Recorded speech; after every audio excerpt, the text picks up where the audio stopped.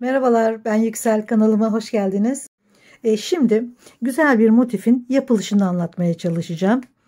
Hem tam bir motif yapacağız, hem bu motifin yarısını da çalışacağız.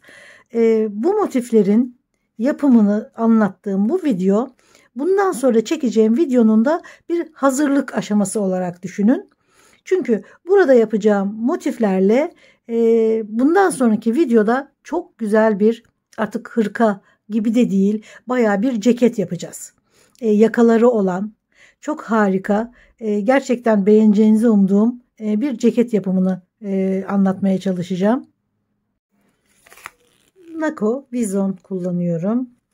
Şöyle bilgilerini görülebildiği kadar göstereyim. Renk numarası 6684 ki benim en sevdiğim renktir. Mürdüm rengi. Ve 4 numarada tığ kullanıyorum. Açıklama bölümüne de yazıyorum zaten. Evet, hemen motiflere başlayalım. Sihirli halka içerisine 2 zincir çektim. Doluyorum. Bekletiyorum. Bekletiyorum ve topluyorum. 1 zincir. Tekrar 1 bekletiyorum. 2 bekletiyorum. 3 ve topluyorum. 1 zincir. Gene ipleri 2 kere alıyoruz. Şöyle 2 1 bekletiyorum. 2 3 topluyorum. 8 adet örüyoruz bu şekilde. 1 2 3 4 5 6 7 ve 8. Aradaki bir zincir ve sırayı bağlıyorum. İpliğin üzerinde 3 numara tığ kullanın yazıyor. Fakat ben 4 numarayı seçtim. Çünkü bayağı dolgulu bir motif kullanacağız. 3 numarada örneği çok sıktı. Yani iplikler çok birbirine girdi. Hoş durmadı. O yüzden 4 numara elime daha uygun geldi. Eliniz sıkıysa 4,5 numarayla bile örebilirsiniz. Tabii ceketi illa benim bu yaptığım motifle yapmanız gerekmiyor. Beğendiğiniz herhangi bir motifi de kullanabilirsiniz. Ama yapacağımız ceket gerçekten motif eklemeleri, birleştirmeleri, birleştirme tarzı çok farklı. O yüzden bu modeli kesinlikle denemenizi tavsiye ediyorum. Tabii ki sadece bu motiften değil, istediğiniz herhangi bir motiften de yapabilirsiniz. Şimdi devam edelim. Şuradaki boşluğa gelmem gerekiyor. Şu aradaki. İlmek kaydırarak boşluktayım. 1 2 zincir doluyorum. Aynı boşluğa bekletiyorum. Bekletiyorum ve topluyorum. Şimdi burası motifin köşesi. Sırayı tamamladıktan sonra bir tane daha örüp köşeyi tamamlayacağız. Şimdi araya 2 zincir, bak, gevşek gevşek örün, hiç sıkmadan. Diğer boşluğa 3 trabzan, ikili trabzan. 3. Gene 2 zincir. Diğer boşluğa, şimdi diğer köşeyi yapıyoruz. Topluyoruz. 2 3. Hepsini birden topluyorum. 2 zincir. Gene aynı boşluğun içerisine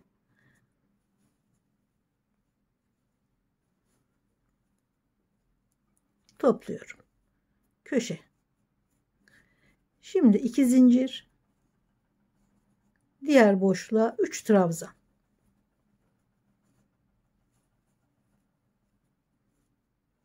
Hiç elinizi sıkmadan ipi gayet gevşek bir şekilde tutarak örelim. Böyle kare hale geliyor ikinci sırada. Gene 2 zincir ve diğer köşe. Yandaki boşluğa diğer köşeyi örüyorum. Topluyorum. 2 zincir,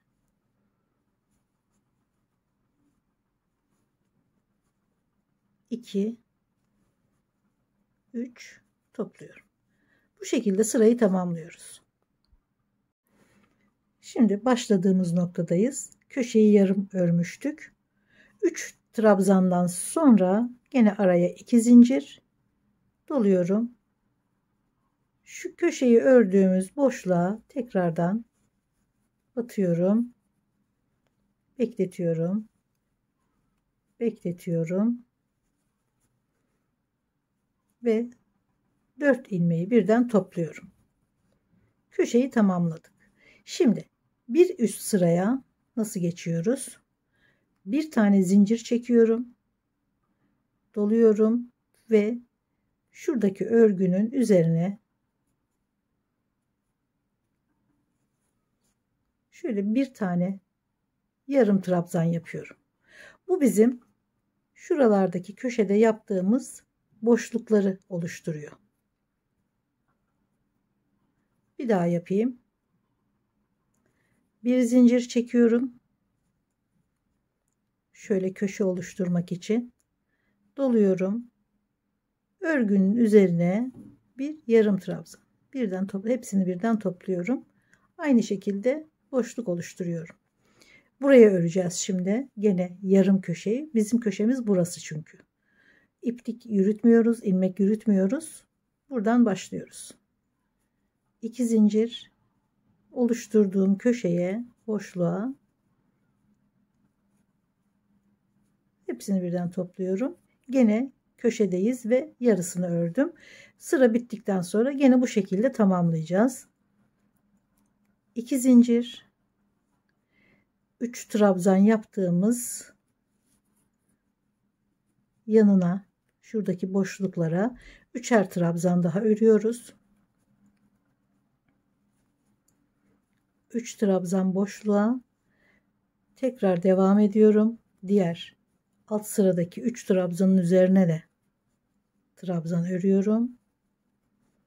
Sonra yanındaki boşluğa da 3 trabzan. Toplam 9 trabzan olacak.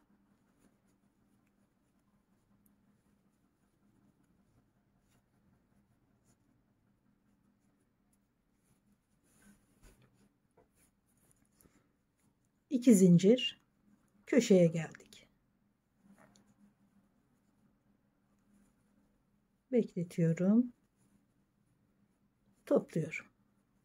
2 zincir köşeye, tekrar aynı boşluğa 2, 3 topluyorum. 2 zincir, gene trabzan örüyorum 9 tane. Burada yaptığımız gibi sırayı tamamlıyorum. Sıra sonunda gene 2 zincir doluyorum. Şurada yarım ördüğüm köşeye 3 topluyorum 4 ilmeği. Şimdi gene aynı köşeyi öreceğiz. Bir zincir doluyorum. Örgünün tam tepesine batarak bir yarım trabzan örüyorum. Bu da bizim köşedeki boşluğu oluşturuyor. Bu boşluğun içerisine tekrar diğer sırayı, yani son sıramızı 1 2 3 4. sırayı örüyoruz. Gene 2 zincir oluşturduğumuz sıraya topluyorum.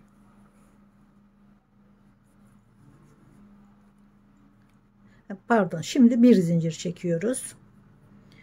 Şu aralara 2 zincir çekiyorduk. Şimdi bu son sırada bir zincir çekiyoruz.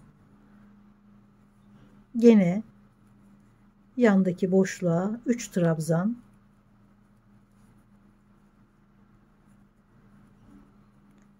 bütün trabzanların üzerlerine birer trabzan ve buradaki boşluğa da gene 3 trabzan. Toplam 15 trabzan oluyor.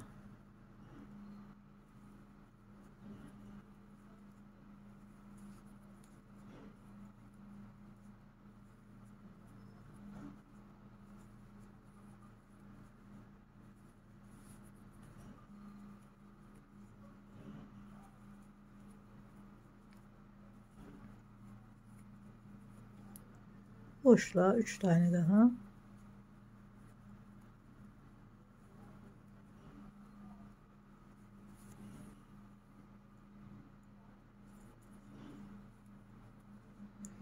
Bir zincir doluyorum köşeye, bekletiyorum ve topluyorum. 2 3 zincir çekiyoruz köşeye şimdi. Köşeler 2 zincirdi. Son sırada araları bir zincire düşürdük. Ortayı da 3 zincire çıkardık. 3 zincir çektim.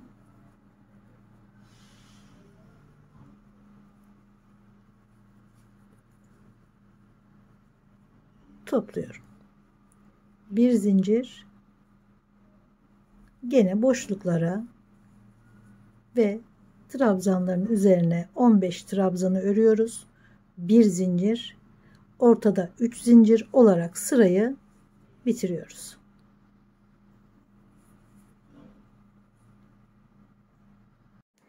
Hem motifin hem de sıranın sonundayız. Bir zincir, yarım ördüğüm köşeye 2 3 topluyorum. 1 2 3 zincir çekiyorum artık. Çünkü son sıra ve bağlıyorum.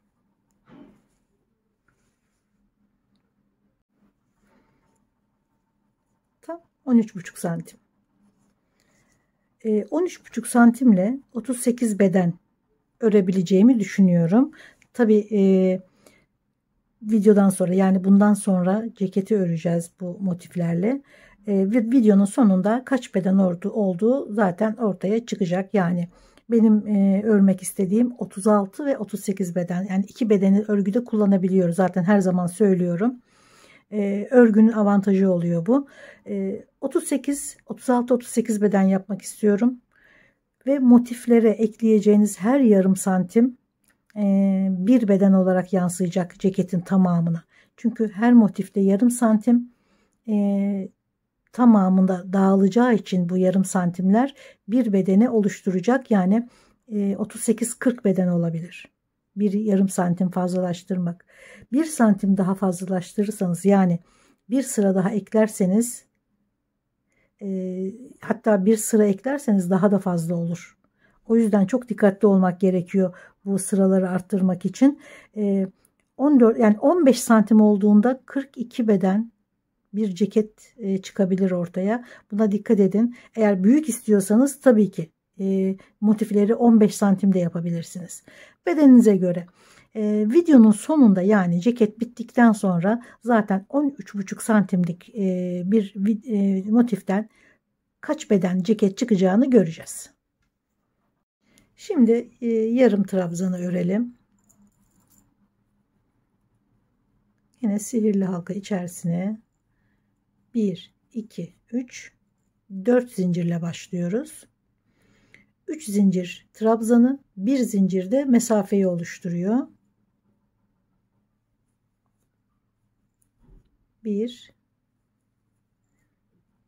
2 3 topluyorum.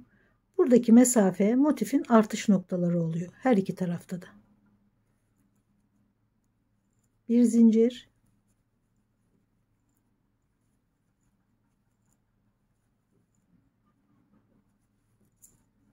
topluyorum. Bir zincir,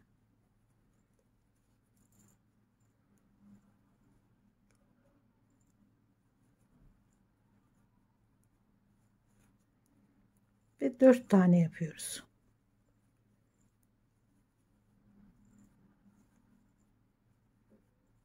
Topluyorum. 1 2 3 4.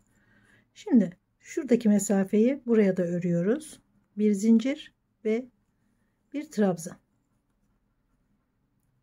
Artış noktaları buraları oluyor.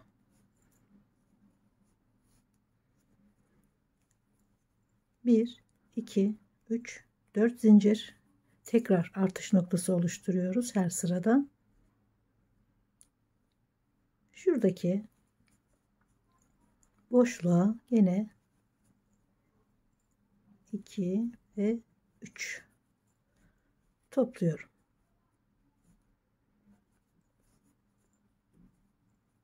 İki zincir, diğer motifte ördüğümüz ölçülerde gene burada 3 trabzan.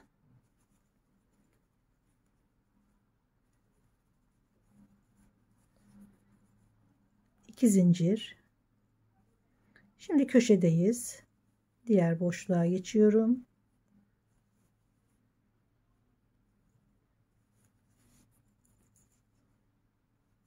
Topluyorum. 2 zincir. Yine aynı boşluğun içine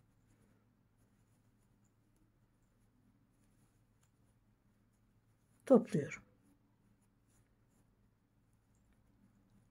2 zincir ve burada ördüğüm 3 trabzanı örüyorum.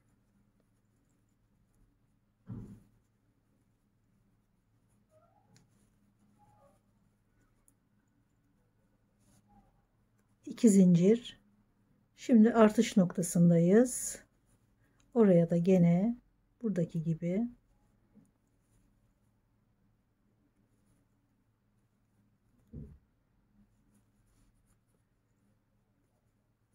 topluyorum. Bir zincir, diğer artış noktasında örüyorum. Burada olduğu gibi buralardan arttırarak örüyoruz motifi. 1 2 3 4 zincir. Gene ilk boşluğa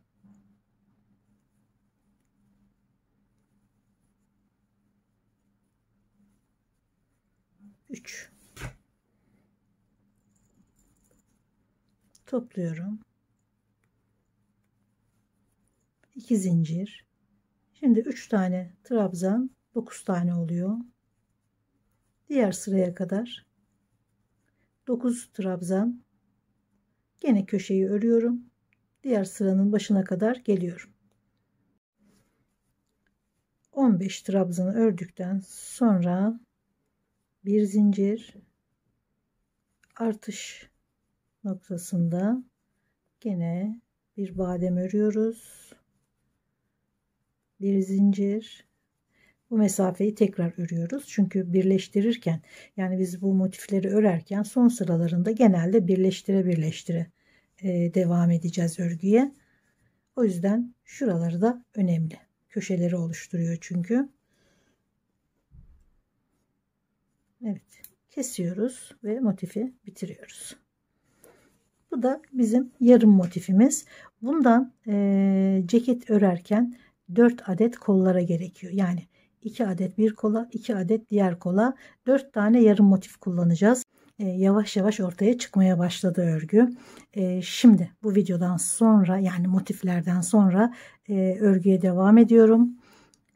Artık bundan sonrasını diğer videoda izleyeceksiniz. Beğeniyorsanız videolarımı ve bundan sonrakileri de izlemek isterseniz beğenmeyi ve abone olmayı lütfen unutmayın. Görüşmek üzere, sağlıkla kalın.